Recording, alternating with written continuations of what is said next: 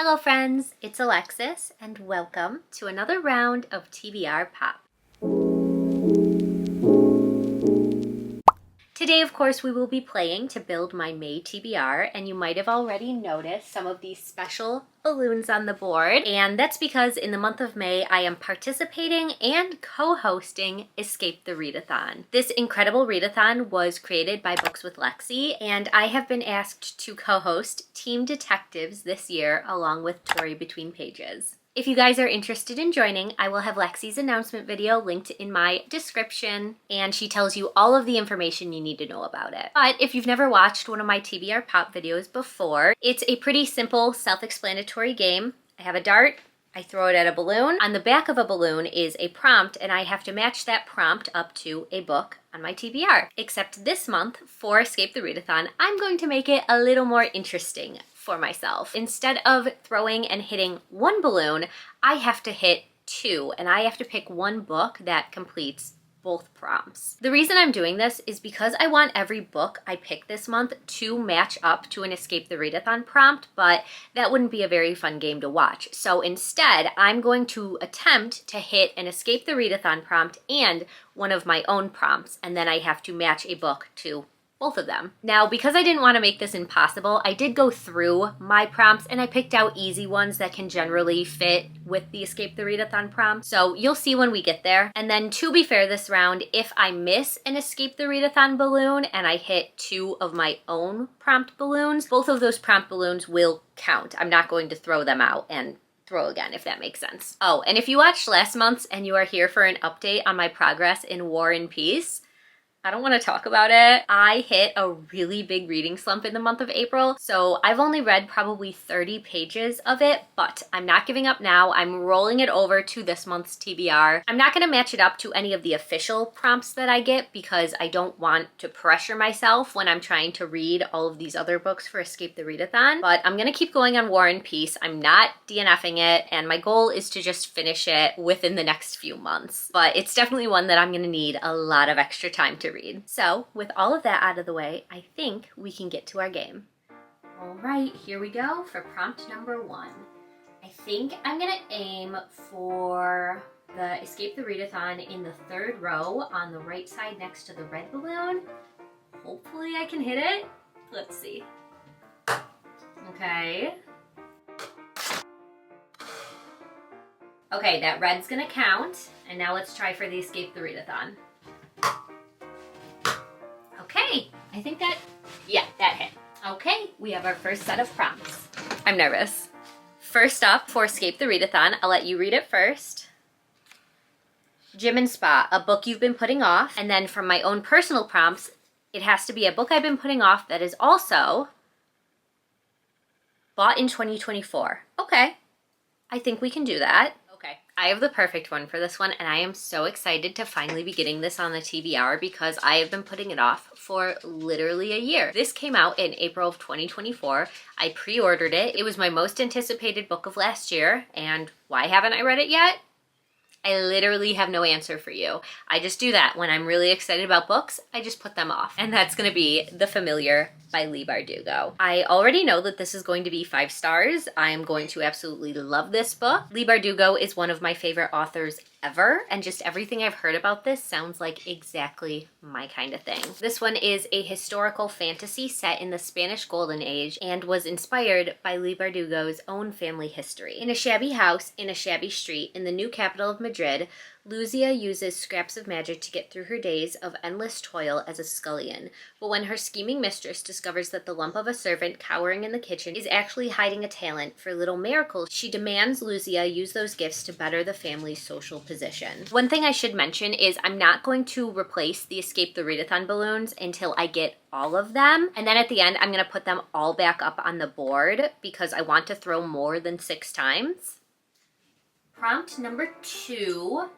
Let's go for the escape prompt all the way to the right. Nope. Okay, we got that. Now let's go for one of the purple ones at the top. I'm aiming for the dark purple. Okay, even though they fell out, those both did hit. Escape prompt first. Arcade, an underrated book. And A book within 251 to 499 pages. Okay, that should be easy. I am super excited to get this one on the TBR. I literally bought it today. It sounds so interesting. And that is Beta Vulgaris by Margie Sarsfield. I feel like I've been seeing this cover everywhere and oh my God, I'm obsessed with it. Like, are you kidding? I love it so much. And even better, I've heard it's a weird girl book, which is always my favorite kind of book. This one is about a young woman's seasonal job working a sugar beet harvest that takes a surreal turn in this surprising and vivid debut. Elise and her boyfriend Tom set off for Minnesota, hoping the paycheck from the sugar beet harvest will cover the rent on their Brooklyn apartment. Amidst the grueling work and familiar anxieties about her finances, Elise starts to notice strange things. Threatening phone calls, a mysterious rash, and snatches of an ominous voice coming from the beet pile. When Tom and other coworkers begin to vanish, Elise is left alone to confront the weight of her past, the horrors of her uncertain future, and the menacing but enticing siren song of the beets. Like, what do you mean? What do you mean the beets are talking? I love strange books so much. Oh, and I forgot to verify this counts as an underrated book because on Goodreads it currently has 682 ratings, and I personally count anything under 1,000 ratings for this prompt. And then if it's my page count requirement, because it is 283 pages. Prompt number 3, let's just keep working our way to the left and let's go for the Escape the Readathon prompt in the second row, right in the middle. Okay, oh my God, perfect. And now let's go, what do we want to go for? I'm playing it safe. Let's go for one of the pinks in the top row. Nope. Try again. Okay, this is going pretty good. I haven't hit any extra balloons yet, so that's good.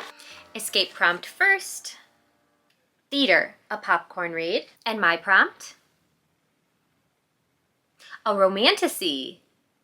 Ooh, that is not what I generally think of when I think popcorn read, but I have been in a really big romantasy mood, so I think we can do this. Okay, I was having a little bit of trouble picking a popcorn read that was also a romantasy. I don't own a lot of that genre. I really got into them last year, but all of the ones I've read have either come from the library or Kindle Unlimited, so I really do look to fellow booktubers for recommendations, and lucky for me, Covers with Cassidy, who happens to be one of the co-hosts for Team Hackers in this readathon, just posted a popcorn read recommendation video and included some romantasy titles in it. So, based on Cassidy's recommendation, I am going to be reading the first Zodiac Academy book. This series is by Carolyn Peckham, and it's actually been on my TBR for a while. It was on my 23 books I wanted to read in 2023, and I obviously didn't get to it back then, so I guess now's the time. I am very interested in this series. I've heard it's super addicting and fast-paced, and once you start it, you don't want to put it down, which is exactly what I'm looking for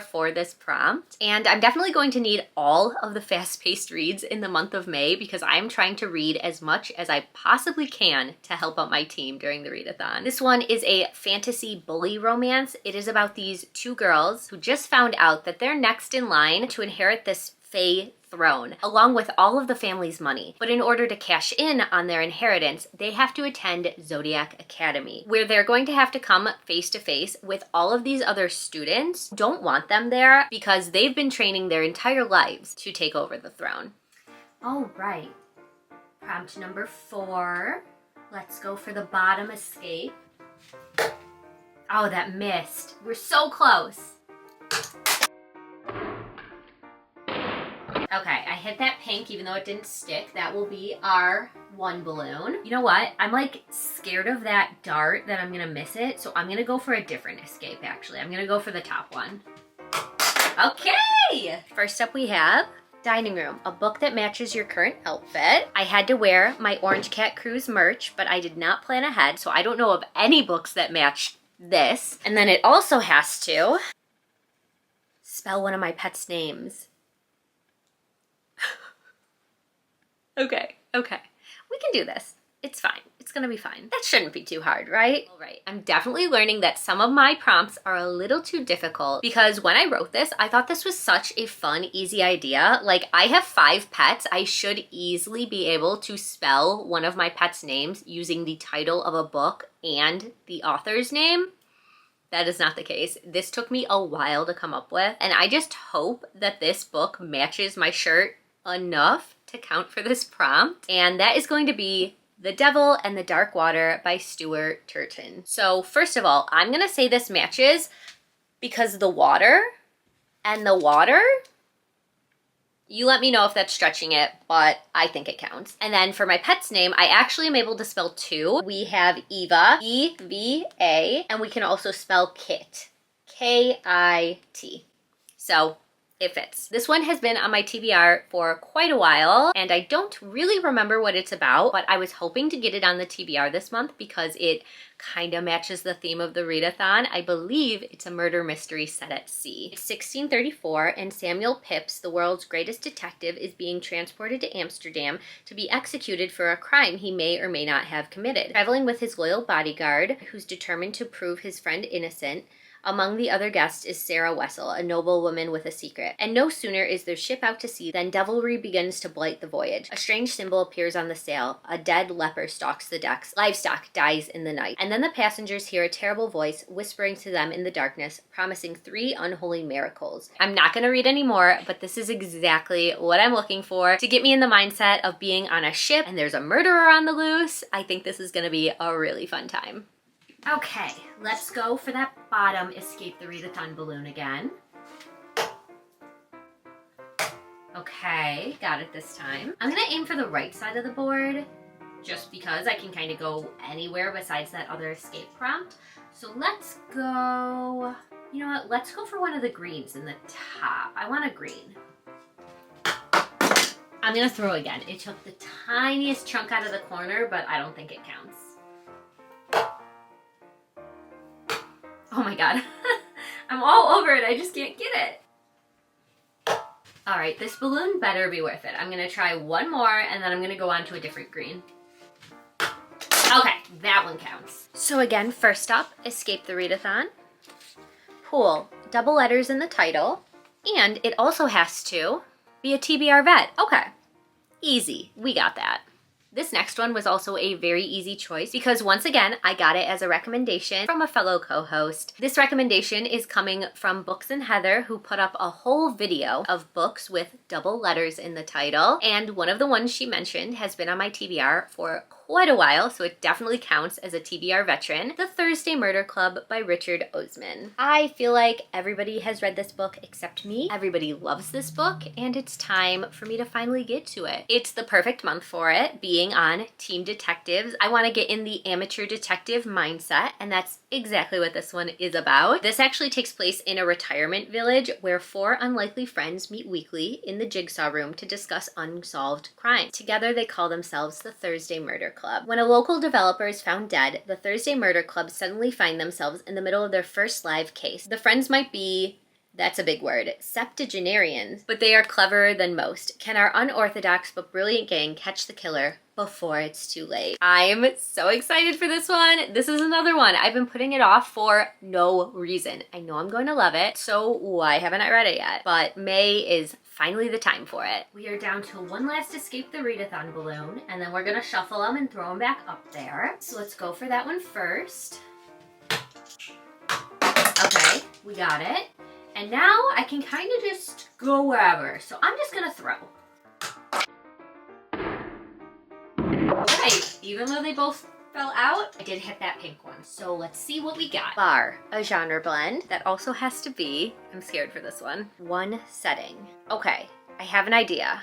I'll have to check if it counts, but I have a good idea. All right, I promise I'm not cheating, but these 2 prompts could not have matched up any better. I was really hoping to get this next one on the TBR because it's actually what inspired Lexi for the theme of the readathon this year. And that's gonna be The Stowaway by James S. Murray and Darren Wearmouth. This one, much like the readathon, is about a murder that takes place on a cruise ship. 2 years ago, Maria Fontana was the deciding vote on a jury that set alleged serial killer Wyatt Butler free. Now, she and her family are enjoying vacation on a 2-week-long transatlantic cruise. But when passengers are discovered brutally murdered in a similar way to Butler's ritualistic MO, the ship goes on lockdown. Maria, one of only 12 people in the world with intimate knowledge of the case, faces a perilous ticking clock. Is it a copycat, or is she trapped on board with the bloodthirsty maniac she chose to set free? So this one is a genre blend of thriller and horror, and it takes place on a cruise ship, so it counts for my one. Okay, I have all of the Escape the Readathon balloons. I'm going to mix them up. I'm not looking. I don't know what they are. And now I'm going to randomly put them on the board. All right, we are restocked. We're ready to go again. I'm gonna go for 2 more throws, which will get my TBR to 8. Let's go right for the middle Escape the Readathon. I have a good feeling about it, I guess. Okay, good. Now let's go for the blue balloon right next to it.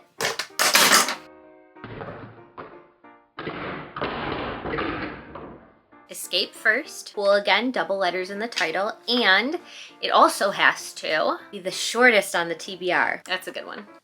Okay. I feel like the board's apologizing for giving me the longest book on my TBR, and it's trying to make it up now with the shortest book. Of course, we also have to make sure that it fits with the double letters in the title prompt. So the shortest book on my TBR that matches both of those is a brand new addition to my TBR. I got it from my beautiful friend Brienne for my birthday, and that's gonna be Rest Stop by Nat Cassidy. I have been dying to pick this one up, but because I've been prioritizing, well, trying to prioritize my physical TBR, I just haven't yet. So I was so excited when Brienne got this one for me, and it's a short one and it has double letters. It actually has 2 sets of double letters. So it has 2 T's and 2 S's. So that's gonna fit for both of my prompts. A young musician finds himself locked inside of a gas station bathroom in the middle of the night by an unseen assailant, caught between the horrors on the other side of the door and the horrors rapidly skittering down the walls inside. Oh my God, I'm so excited. All right, our final 2 balloons. Let's go with the bottom Escape the Readathon. Okay, got it. And then I don't think we've gotten any orange yet. So I want to go with in the second row to the left. Or green works too. Okay, our last one is going to be Dining Room, a book that matches my outfit again. Probably the hardest escape prompt. And it also has to be a book that's older than me.